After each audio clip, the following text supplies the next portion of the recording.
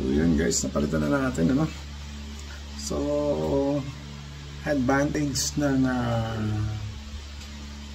Eagle outlets component, ito naka clamp type na may thread na may lock screw, no? Yan, no? So meron siyang lock screw.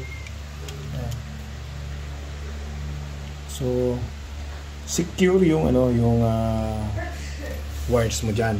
Ayan, no? So napaka-secure ng wires mo diyan, no? Unlike dito, so snap on ito ipapasok mo lang. So bali itong ito yung pinaka-lock niya, Ayan. So ididiin mo lang yan diyan.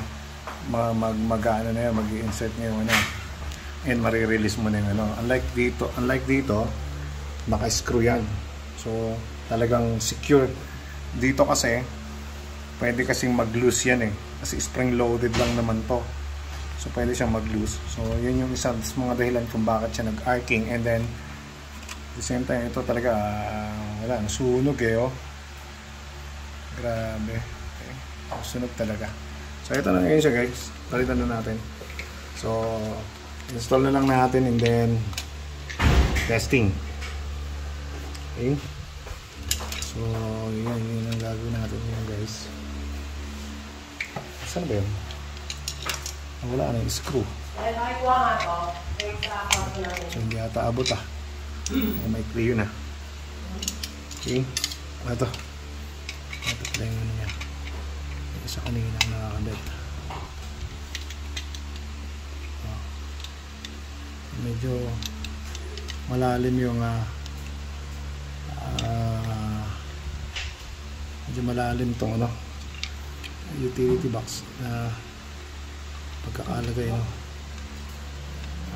naman pala. Okay.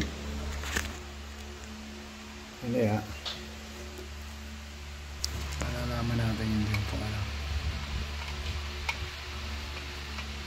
nakabit muna natin to para secure. And then check natin na may voltahe kung meron na. Pagkakailangan dito sa hindi ata abot